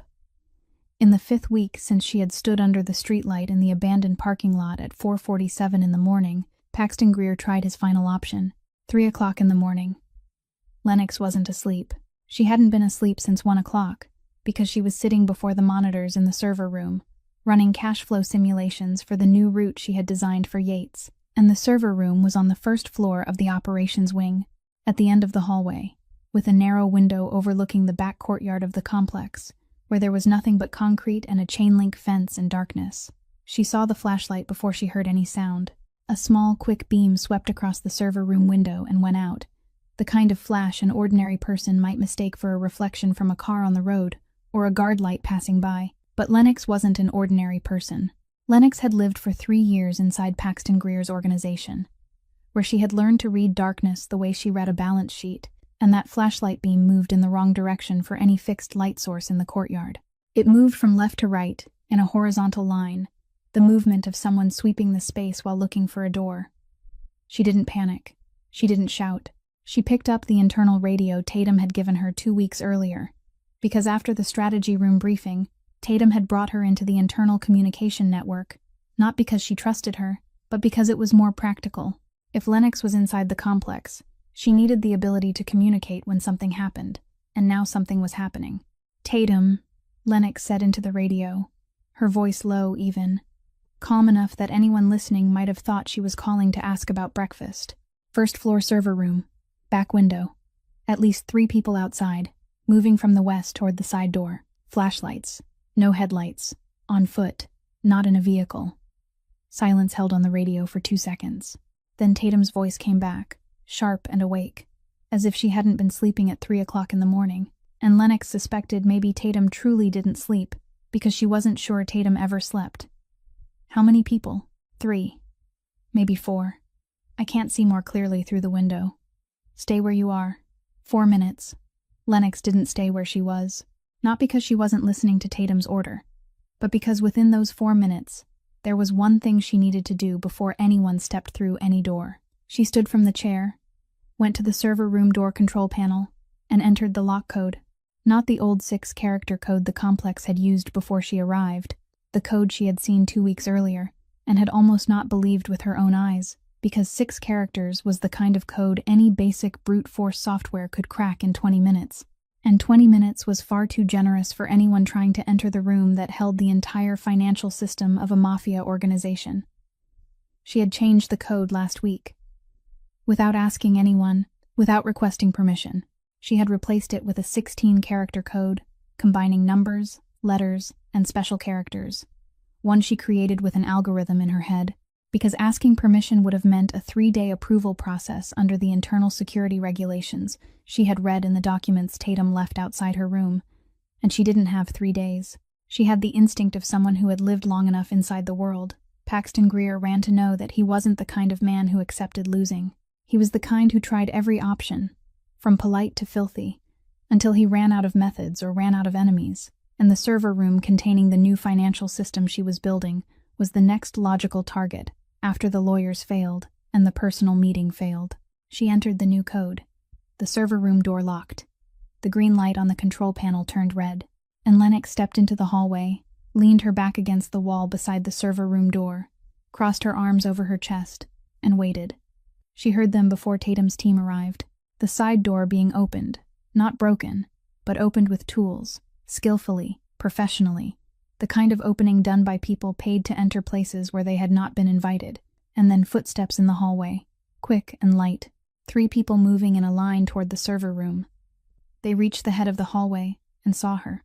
A woman leaning against the wall with her arms crossed in front of a locked door under the hallway's fluorescent lights, and they stopped because they had not expected anyone to be here at 3 o'clock in the morning, and that 1 second, the 1 second they stopped to process the information, was the second Tatum needed. Tatum's team arrived behind them, 4 minutes after the radio call. Fast, silent, overwhelming. Lennox didn't see exactly what happened, because it happened at the head of the hallway, where the light was weaker. She only heard quick movement, a short impact, someone inhaling sharply, then silence. The kind of silence that comes after everything is already finished. And when the hallway lights brightened, she saw 3 men in black, lying face down on the concrete floor with Tatum's team controlling them. Hands behind their backs, faces pressed to the floor, none of them moving because none of them had any space to move. Contractors, not Greer's own people. Outside hires, the kind of specialists Paxton used when he needed plausible denial. The kind of men whose names appeared in none of his organization's books and who, if caught, couldn't be traced directly back to him, or at least he thought so. But Lennox knew every payment left a trail, and she knew exactly where to find that trail inside the Greer system, because she was the one who designed where the trails were hidden. 90 seconds after Tatum, Beckett appeared at the head of the hallway. Tactical pants pulled on quickly. A black shirt buttoned 3 out of 4, curls not yet smoothed into place, and his almost black eyes swept the hallway from end to end in a single second, assessing the situation, counting bodies, confirming that the threat had been neutralized, all while he walked from the head of the hallway to the middle. His eyes stopped on Lennox. She was still leaning against the wall beside the server room door, arms crossed, and she knew what she looked like. She looked like someone who had stood there waiting from the beginning, while 3 men tried to break into a room she had locked before they could reach it. And she wasn't shaking, wasn't gasping, wasn't wearing the expression of someone who had just survived a dangerous situation. She wore the expression of someone who had seen it coming from far away and had prepared. Tatum pressed the radio button. "Boss, server room is secure. 3 outside contractors, contained, not Greer personnel, hired out." She stopped. And what Tatum said next was something Lennox hadn't expected. Not because she didn't know Tatum well enough to predict her, but because she was so used to waiting for recognition that she had stopped expecting it. "She changed the server code last week," Tatum said into the radio, her voice unchanged, still sharp, still professional, but with something beneath that professionalism that Lennox heard, and Beckett surely heard too. Old code was 6 characters. She changed it to 16. That kept them locked outside the door. A beat of silence. "I want her on the financial security team, officially."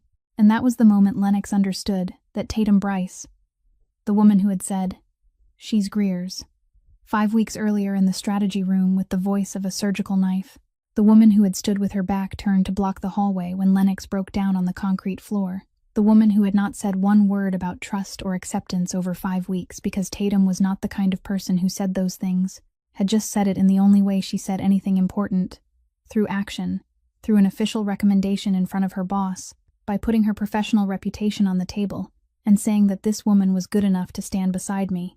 Beckett looked at Lennox from the middle of the hallway.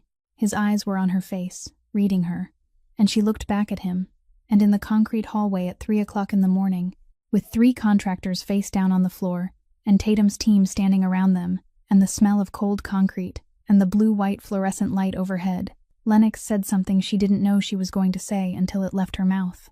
"I'm not running anymore, Beckett. This is my home." And she heard that word, home, ring through the hallway.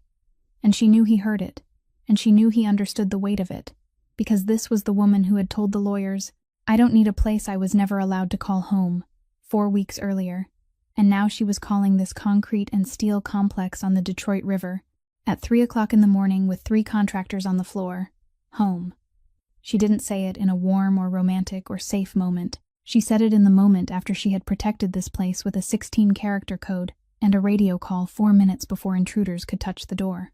She said it in the voice of someone not declaring, but confirming.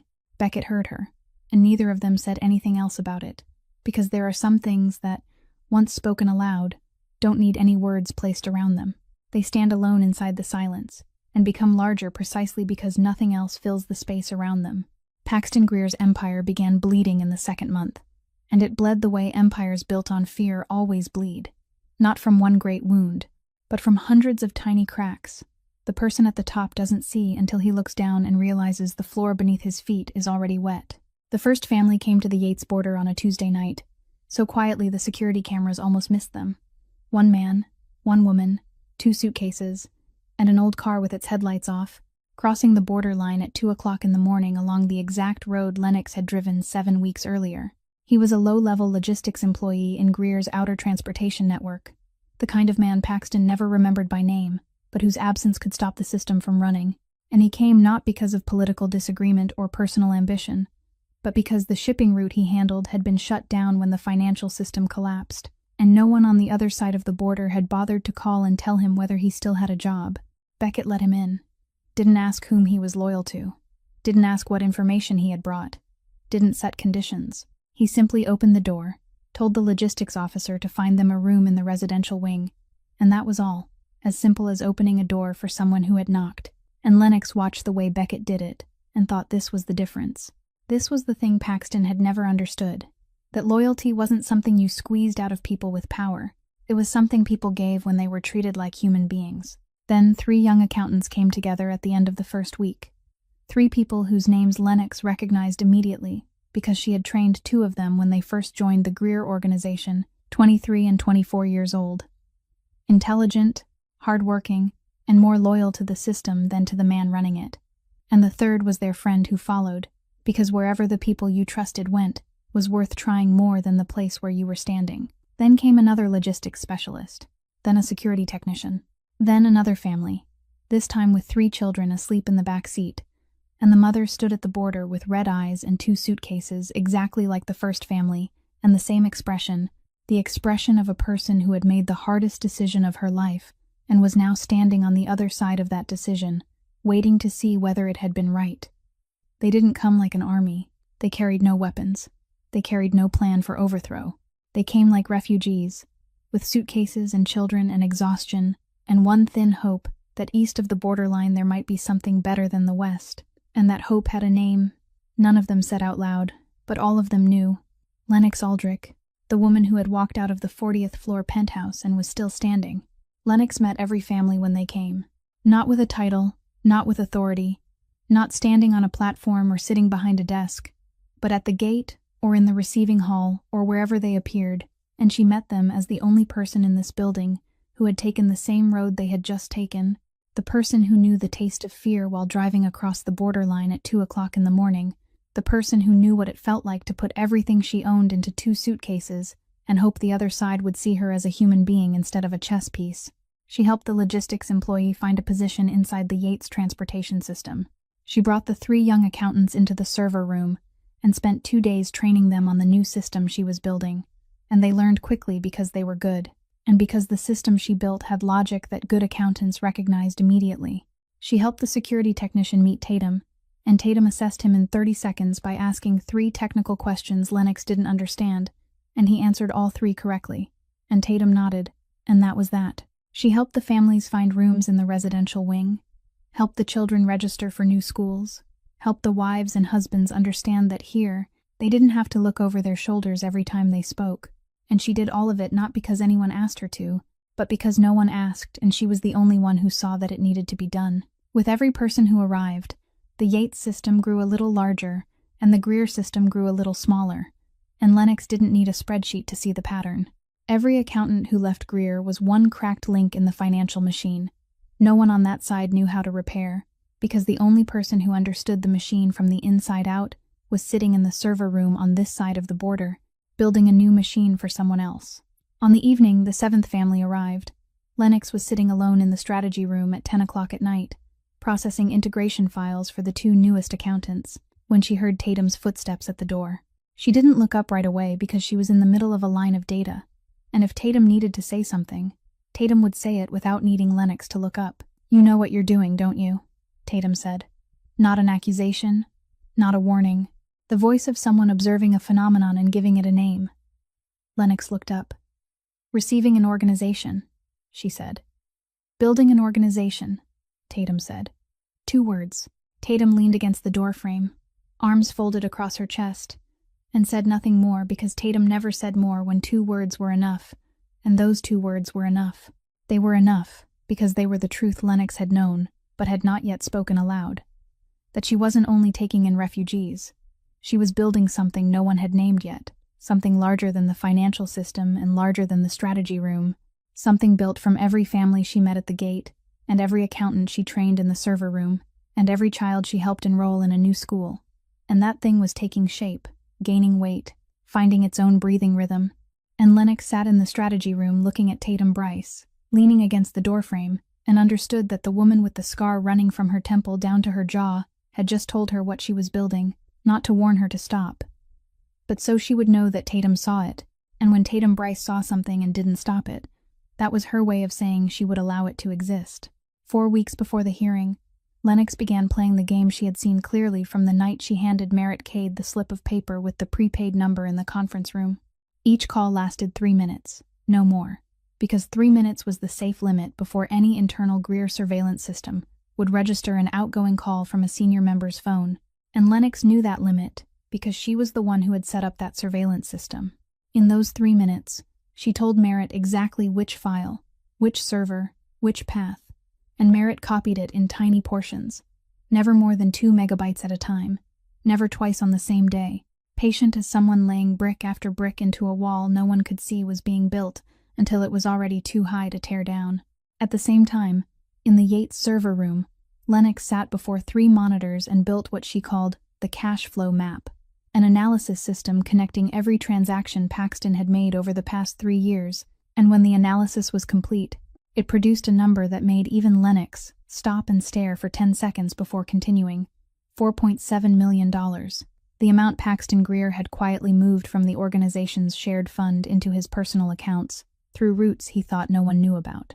But Lennox knew because she had built those routes, and she had left checkpoints inside every one of them like a builder leaving a signature in concrete, invisible unless someone knew where to look. 2 weeks before the hearing, Merritt Cade drove across the borderline at 3 o'clock in the morning, carrying a portable hard drive containing all 3 years of Greer organization financial data, and when he stepped into the Yates complex with that hard drive in his hand, and the expression of a man who had spent 8 years serving a system, and had finally decided that his conscience weighed more than his loyalty, Lennox stood in the lobby waiting for him and said exactly 2 words: "Thank you," and Merritt nodded once and needed nothing more. The 3rd month, Toledo, Ohio. A neutral hotel in the border region that no organization in the Great Lakes controlled, where the Commission, the arbitration council of the 5 largest organizations in the region, met whenever a dispute needed to be settled before it became a war. The 3rd floor conference room, a semicircular table, 5 commission members seated in elevated positions, and behind them, an audience filled with representatives from organizations across the Great Lakes, people who had not come out of curiosity, but because they understood that any precedent set in this room today would govern the way they ran their own organizations for the next 10 years. Paxton Greer stood on the left side of the room with his private lawyer and 2 advisors, and he looked like the best version of himself. Black suit, dark tie, hair combed back perfectly, because Paxton had always understood the power of image, and he had come here to perform. He had rehearsed his version of events until it was smooth as a pebble polished by water, and he opened his mouth and began telling the story he had built, a story about systematic sabotage by the Yates Syndicate, about a rival planting a woman as a spy, and then using her to pull personnel across the border. A story neat, logical, and completely fabricated, but told in the voice of a man who believed it, or at least believed everyone else would. Then the conference room door opened.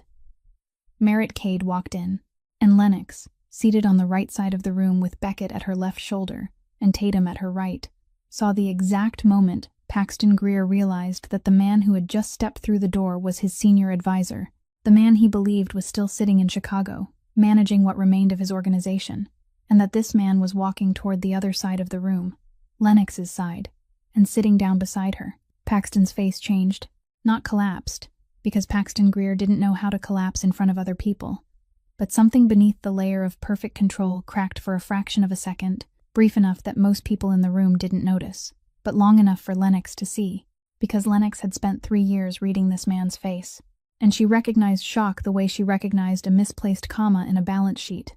Instantly, and without mistake. Merritt testified.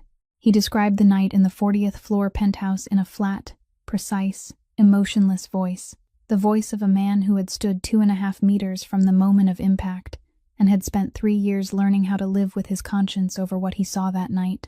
And now he placed that conscience on the table before the commission, and it weighed more than anyone in the room had expected.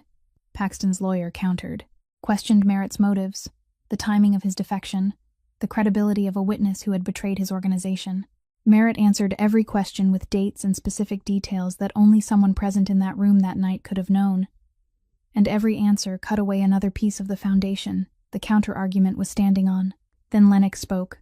She rose from her chair on the right side of the room and walked to the presentation position in the center, carrying the laptop that held 4.7 million reasons Paxton Greer wouldn't sleep tonight. She spoke for 40 minutes. She never raised her voice. The first 20 minutes were numbers, accounts, money flows, traces. $4.7 million Paxton had siphoned from the organization's shared fund into personal accounts, one amount at a time, one date at a time, one route at a time, and she presented all of it in the voice she used to read quarterly financial reports. Even, clear, emotionless, and that absence of emotion was more devastating than any anger could have been because it said this was not personal. This was mathematics, and mathematics did not care about feelings. She presented evidence tracing payment for the 3 contractors caught at the Yates server room back to an intermediary account whose transaction pattern she recognized because she had designed that intermediary account for Paxton too, years earlier, and the money trail ran from the contractors back to the account and then back to the Greer organization, clean and clear as a line drawn on paper. Paxton objected. His lawyer argued, and Lennox broke every argument with a specific number drawn from the very system she had built for him. She broke them not with rhetoric, but with data, and data could not be argued down. And the more Paxton tried to defend himself, the more exposed he became. Because every time he denied one transaction, Lennox opened another layer beneath it, showing that transaction connected to 3 others he hadn't known she knew about. The next 20 minutes were the part Lennox had not planned in advance. It came naturally after the final number was placed on the table, and she spoke about leadership patterns, not in business terms, but in the language everyone in that room understood, the language of consequences. The slap in the penthouse was not the cause, she said. It was a symptom of a man who saw everything around him as property, including people, and when property failed to behave according to the owner's wishes, the owner believed he had the right to handle it, and that pattern did not apply only to her. It applied to everyone in the Greer organization, to the 15 families who lost their income when the system collapsed, and no one called to warn them, to the 3 people trapped in a closed shipping route, whom no one evacuated, to the 8 years of loyal counsel Merritt Cade had given to a man who had never once asked Merritt whether he was all right. She said all of it in an even voice, and that was more brutal than any fury, because she knew it, and she used it, not as a weapon, but as a mirror. She held that mirror up before Paxton Greer, and before the entire room, and said, "Look, this is what happens when you lead through ownership instead of responsibility."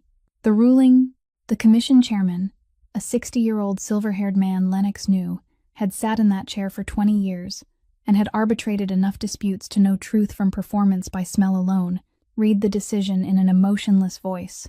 Lennox Aldrich's departure from the Greer organization was lawful under the Senior Member Protection Clause. The migration from Greer to Yates was a lawful exercise of personal choice in the context of proven leadership failure. The Yates Syndicate bore no responsibility for the internal collapse of the Greer organization, and Paxton Greer would be placed under 12 months of financial supervision, meaning every transaction over $100,000 would require commission review, and Lennox knew exactly what that meant because she understood the Greer system better than anyone. It meant a slow death sentence. It meant the empire she had built for him over 3 years would suffocate during the next 12 months, beneath the weight of oversight machinery he could neither avoid nor bribe. Paxton Greer's eyes searched for Lennox across the room. He looked at her from the other side of the semicircular table, across the space between the 2 sides, a space now wider than any room, and Lennox looked back at him. Not triumphant, not cruel, not angry. She looked at him with the final, clear steadiness of a woman who had made every decision she needed to make, who had reconciled with every price she had to pay, and who had closed this chapter cleanly, like closing an end-of-year ledger, balanced, complete, with nothing left unpaid. He looked away first. 1 week after the hearing in Toledo, the first snow of the season fell over Detroit. Lennox saw it through the server room window at 6 o'clock in the morning. The first snowflakes dropping slowly and straight through the still air, laying a thin white sheet over the concrete courtyard, the chain-link fence, and the roofs of the cars in the parking lot. And from the first floor, it looked as if someone had spread a clean cloth over everything old and dirty. Lennox sat in front of the screen watching the snow fall and thought this was her first winter in Detroit. And she wasn't cold, not because the server room was warm, but because cold was something she had stopped feeling once she began building instead of running. Beckett found her at 8 o'clock. He stood in the server room doorway and said, "Come with me," in a voice she had heard enough times to know it wasn't an order, but an invitation from a man who didn't know how to invite any other way, except with a short sentence and an even voice. And she stood and followed him, without asking where they were going, because she had been here long enough to know that when Beckett Yates wanted to show her something, it was worth seeing. They went up the stairs, past the second floor, past the third floor, up to the rooftop where she had sat at 2 o'clock in the morning looking at the skyline and decided not to send the guide for those 15 families, but Beckett didn't stop at the roof. He turned into a rooftop hallway she had never walked through, a short hallway with one single door at the end, a gray-painted steel door, and he stopped in front of it, took a single key from his coat pocket, attached to a simple metal ring, and held it out to her. He didn't place it in her hand. He offered it, holding it between them, so she could take it herself. Lennox looked at the key, looked at Beckett. He nodded toward the door. She took the key, opened the door, and stepped inside. The room wasn't large, but it was enough. A raw wood desk, real wood with grain and scent, not plastic-coated particle board, stood before a large window looking out over the Detroit River. And this morning, with the snow falling, the river was a silver-gray ribbon running between two white banks, while the city skyline in the distance blurred through the snow like a charcoal drawing on white paper. On the desk sat a new laptop, still in its box, 3 monitors arranged side by side and not yet turned on. And at the right corner of the desk, a small brass nameplate, real brass with weight when held, engraved in a clean, undecorated font, with 5 words, Aldrich Financial, established 2026. Lennox picked up the brass nameplate. The metal was cool in her palm. She read her name on it. Aldrich, not Greer, not Yates. Aldrich, her name, the name of her alcoholic father and her mother who worked 2 shifts, and the rented apartment on the south side and the sneakers in the basement locker. And now that name was engraved in brass, and set on a real wooden desk in a rooftop office overlooking the Detroit River, and the distance between the south side of Chicago and this room couldn't be measured in miles. "I'm not giving you a position in my organization," Beckett said. He stood at the door, not stepping inside, because this was her room, and he was waiting for her to invite him in even though he owned the building, and Lennox recognized that he was standing on the threshold deliberately, and that deliberate restraint told her more than any gift on the desk. "I'm giving you space to build your own organization. Inside this system, but belonging to you." Lennox set the brass nameplate down on the desk. She looked out the window. Snow was still falling over the Detroit River, slow and straight and clean. And she thought. She thought about the 19-year-old girl on the south side sitting in an evening accounting class after a bar shift, her eyes heavy from lack of sleep, but her pen still moving, because that girl believed numbers could carry her out of the rented apartment, and out of her father's life, and out of everything the South Side told her she would become. She thought about the 24-year-old woman Paxton Greer had noticed in the bar where she worked, and invited into his world, not because he saw her mind, but because he saw her face, a truth it had taken her 3 years to accept. She thought about the woman who had walked out of the 40th floor penthouse with a USB in her coat pocket, and the taste of blood in her mouth, and nothing else. No ring, no photographs, no keepsake from anything, only data and sneakers, and the one thing no one could take from her, because they didn't know it existed, her mind. She thought about the distance between that girl and the woman standing in this room, holding a brass nameplate engraved with her own name, and she realized it wasn't a distance, not 2 different people at opposite ends of a line. It was the same person, always the same person. The person who had sat in that evening accounting class and kept taking notes while her eyes were heavy from lack of sleep was the same person standing here now, except now she was finally standing where that girl had deserved to stand from the beginning. And, Beckett said, and she heard the change in his voice. Small, almost unnoticeable. But she had spent 3 months learning how to read this man, and she recognized it, a carefulness he rarely had. The carefulness of someone saying something he had thought about for a long time and very thoroughly before allowing it to become words. I want to know whether the thing building between us, he said, is something you want to build deliberately. He paused. Publicly, not a bond you didn't choose, a choice. And Lennox understood why he was standing on the threshold. He wasn't only waiting for her to invite him into the room. He was waiting for her to invite him into the rest of it, not by stepping in, but by asking, because Beckett Yates was the man who had seen the woman in front of him, owned by another man for 3 years. And he refused to repeat any part of that pattern. He refused to say, I love you, because love had been in Paxton Greer's mouth too, and it had still ended with a hand across her face. He refused to say, I need you, because need was a tether, and she had been tethered enough. He chose to say, choice, because choice was the one thing Paxton Greer had never given her, and Beckett Yates would not begin anything with her on anything except that. Lennox looked at him standing on the threshold. The man, 1.88 meters tall, with scarred hands and eyes so dark they were almost black, was standing in the doorway of her room, asking whether she wanted to choose him. Not because he was the only choice, or the safest choice, or the most logical choice, but because she wanted to. And the difference between this question and everything Paxton Greer had ever said to her was so vast. Lennox felt it in her bones. Yes, Lennox said. For both. For the office and for him. For the brass nameplate on the desk and for the man at the threshold. For the organization she would build, and for the relationship she chose, deliberately, publicly, through the free will of a woman who had spent 3 years without free will and would never lose it again. Beckett breathed out, slowly, controlled, but in that exhale was the quality of something that had been held for a very long time, very carefully, somewhere no one could see. And now it was being released, not because it couldn't be held anymore, but because it was finally safe to let go. Lennox heard that breath and understood that the man all of Detroit knew feared nothing had feared her answer. Had feared the word no, and he had asked anyway because he respected her more than he respected his own fear. He stepped across the threshold. He walked to where she stood beside the desk before the window overlooking the snow-covered Detroit River. He held out his hand, not taking hers, offering his, palm up, so she could place her hand there if she wanted to. Because even in this moment he still gave her the right to choose. And Lennox looked at that hand, the large scarred hand she had first seen in the isolation room, and had thought this was the hand of a dangerous man. And she had been right. He was dangerous, but not to her, never to her, and she placed her hand into his palm, turned her hand, laced her fingers through his, and held tight.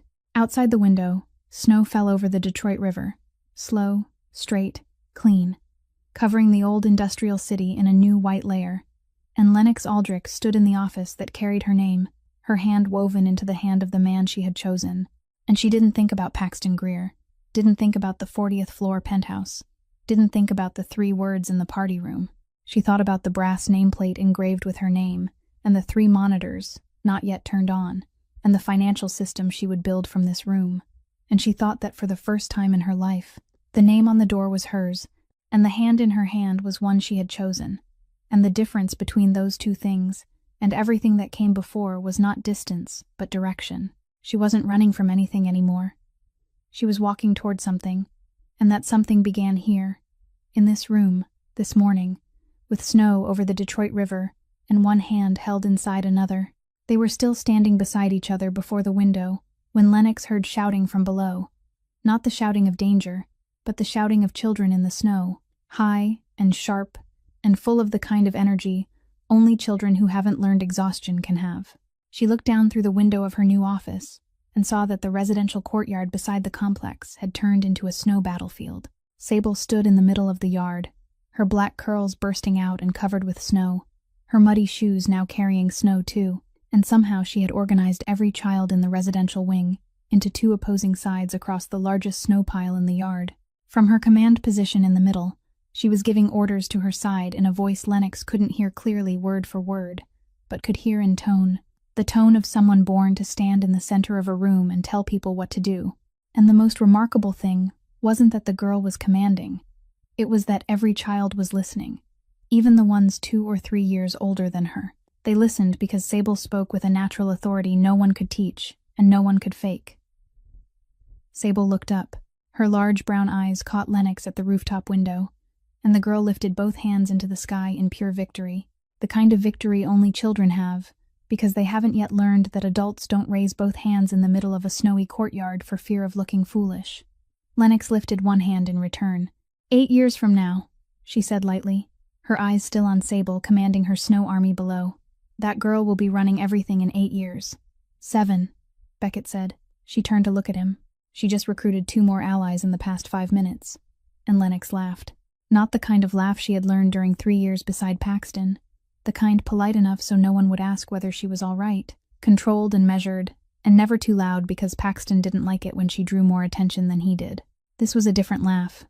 A real one. Unguarded. Startled by its own existence. As if laughter had been lying somewhere inside her chest for so long that she had forgotten it was there, and now it had found its own way out without asking permission. It sounded strange in her ears because she hadn't heard that sound from herself in so long it almost seemed to belong to someone else. Beckett watched her laugh, and an expression appeared on his face that Lennox suspected very few people in the world had ever seen on Beckett Yates, because Beckett Yates was known to Detroit as a wall, expressionless, unreadable, giving nothing away through his face. But now, standing beside her before the snow-covered window, the expression on his face was completely unguarded, the expression of a person who had encountered something he was simply, purely, uncomplicatedly glad existed in the world, and that thing was her laughter. 400 miles to the west, on the 40th floor of the building on Michigan Avenue in Chicago, snow was falling too. Falling on a balcony where no one stood, falling against glass doors no one looked through, falling into a penthouse where the party had long gone dark and the chandelier still glowed, but only for an empty room. Paxton Greer sat alone in his penthouse, in the black leather armchair overlooking Michigan Avenue covered in snow, and he had been sitting there for a long time, long enough that the ice in the glass of whiskey on the side table had melted without him noticing, long enough that the light had shifted from noon to afternoon to evening, and he hadn't risen to turn on another lamp. The empire he called his was dying. 12 months of financial supervision from the commission tightened around the throat of his organization like a slowly closing noose. Every transaction required permission. Every expense required explanation. Every route had to be transparent.